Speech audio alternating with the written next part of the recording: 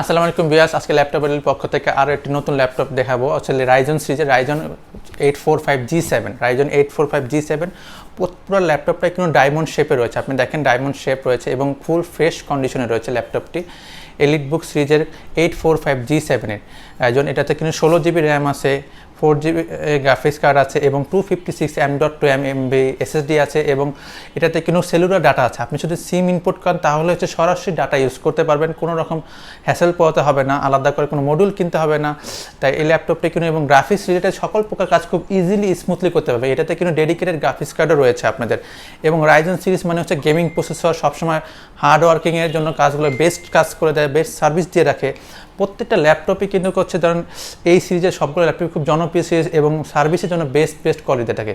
এবং এইচপির এই 845G7 ল্যাপটপটি কিন্তু আপনার সাধ্যের বাজেটের মধ্যে মাত্র 45,000 টাকা হলেই কিন্তু 16GB র্যাম এবং 256GB